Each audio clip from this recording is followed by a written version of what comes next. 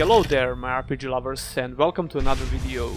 If you're really invested into modding Skyrim, you probably heard about most of the major gameplay overhauls that I featured in some of my videos. But today we're going to talk about one particular combat overhaul that's pretty underrated. Engarde is a really unique combat mod which aims to fix Skyrim's melee combat in a couple of interesting ways.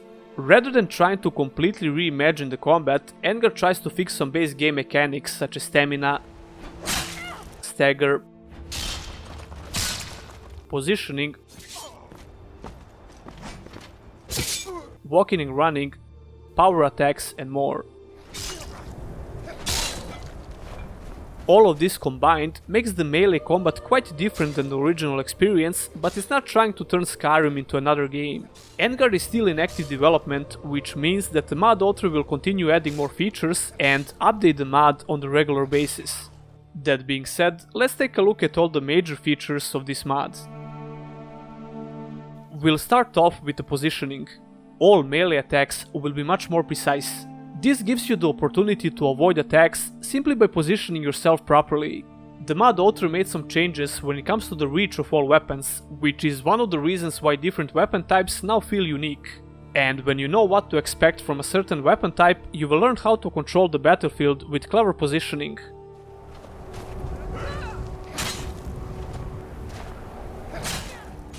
Engarde has its own way of dealing with aimbot attacks. Rather than just copying the attack commitment or mortal enemies mod, the mod author of Engarde made his own version. If you're not familiar with how this works, when you start attacking, you will be locked into attack direction. Not just your character of course, the enemies will do the same. The mod author went an extra mile with this because he tweaked every attack animation of each race and modified the angle accordingly. For example, a troll's right hand swinging attack will now actually hit a wide angle to his right side. No matter what weapon you decide to use, you will instantly feel a big difference when you start attacking or avoiding attacks. The attack commitment in Engarde feels more important than ever before. It fits so well with all the other features that this mod offers, which brings us to all the stagger changes. Since one of the main goals of this mod is to increase the sense of impact on hit, the mod author made some significant changes when it comes to the stagger mechanic. This is probably the only combat mod which uses a simple formula of comparing the type of the weapon versus the type of target's armor or size of the creature. In vanilla Skyrim, only the power attacks could cause stagger. With Engarde installed, basically every hit has a chance to cause stagger, but it heavily depends on the type of weapon you're using and the type of armor that enemy is wearing. For example, if you're using a light weapon like a one-handed sword, hitting the enemy that's in full heavy armor will cause no stagger, but you will have a decent chance to stagger enemies in light armor. To compensate for this change, the mod author tweaked the stats on every weapon type. So even though you won't be able to effectively stagger the enemies with one-handed swords, you'll have a longer reach of the weapon and higher crit chance. I just took one-handed swords as an example, but almost all weapon types have similar tweaks. Axe is faster and does more damage, but it has a shorter reach. Mace has a greater chance for stagger with power attacks, and all two-handed weapons have similar changes. Power attacks in general have a much greater chance to stagger. All of this applies to your character as well, so you'll definitely pay more attention to what kind of a weapon your enemy is using. As you can see from this example, I didn't manage to land a hit on time, so the NPC took the advantage and staggered me a couple of times in a row with a two-handed sword.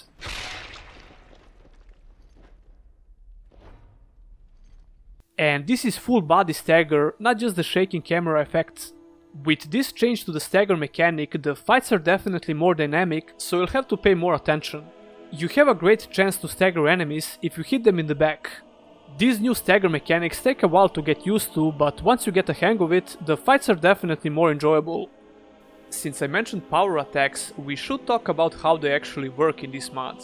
Instead of holding the attack button for the power attack, now you just press the middle mouse button. And of course, the type of power attack that you're using will depend on the directional key that you're holding down in the given moment. Using power attacks with two-handed weapons will slow down the time. Left and right power attacks will slightly adjust your attacking angle, as you can see here. I really like this change because it's especially useful when you're dealing with multiple enemies. And this is actually encouraging the usage of standing power attacks, which is not something that I used a lot before. What's really special about all two-handed weapons is the 180-degree power attack. This attack triggers when you walk backwards and use a power attack. It's a great move for controlling the battlefield and it feels great using it. Backward power attacks with one-handed weapons don't have the same effects, but they will give you a couple of invincibility frames. Side power attacks with one-handed weapons can apply some debuffs to the target, and same as two-handed weapons, they will turn the player to face the direction of the attack. What's possibly the biggest change when it comes to power attacks in general is the cooldown effect. You can't just spam power attacks even if you have enough stamina. Using power attacks like this makes the combat feel a bit more strategic. It's also important to notice that you can tweak almost every feature of this mod if you don't like it. We still didn't talk about all the changes when it comes to the blocking. Using a shield now will make your character feel like a tank, even with a light shield. You can block attacks without losing any stamina, and now you can power bash only with a shield, but it will guarantee an interrupt. Power bash uses the same slow-mo effect like two-handed weapons, so timing them properly is much easier. It consumes quite a bit of stamina, and it also shares the cooldown with two-handed power attacks. Using a shield feels really powerful now, especially when you're fighting something stronger. But blocking in general is really important. Dual wielding style also received some changes. Since your power attack is now mapped on a different button, you can simply block attacks while dual wielding with the right mouse button. You can also perform bashes and you have a couple of new attacks. When you perform side power attacks while dual wielding, you'll have a couple of iframes.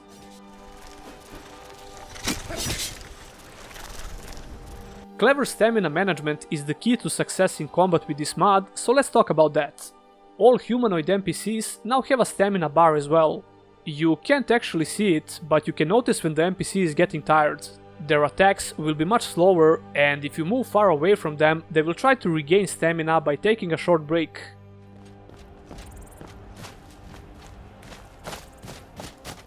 This is something that you can take to your advantage, especially when you're fighting multiple humanoid NPCs. NPCs with heavier weapons will run out of stamina faster. There are some interesting changes when it comes to the stamina system in general. The way you recover stamina is the same like in vanilla Skyrim, but every attack will now drain your stamina and you can't attack at all if you're completely out of it. The most interesting change when it comes to stamina is related to your character's movement. Sprinting is basically the same like in vanilla, but with a lot more stamina drain per second based on the worn armor weight. Running is now slower than vanilla, it has no stamina drain but no stamina regain either. When you start losing a lot of stamina in a fight and if you're constantly moving, it will be really hard to regain stamina without potions. This encourages you to use walking in combat because it's faster than vanilla and it also regains stamina. You can also stop moving and attacking to regain stamina, but walking is a much smarter option. I can't remember when I last used walking in Skyrim, so this feels quite different. It definitely opens up a new dimension in combat and it complements all the other changes that this mod brings. And the last big feature of this mod is dodging and step dodging. You might be wondering what makes it so different than any other dodging mod like TK or Ultimate Dodge. Well, it actually feels a lot different. When you're not holding the block key, pressing Alt will make your character step dodge. It has a brief moment of invincibility as you would expect. It covers more distance than regular dodging and you can do it while sprinting as well, which makes it easier to avoid arrows. Regular dodging is much shorter and the stamina usage will depend on your armor. This encourages light armor users to use the dodge button more frequently. While you dodge to the side, you will circle around your target, which keeps you within the striking distance.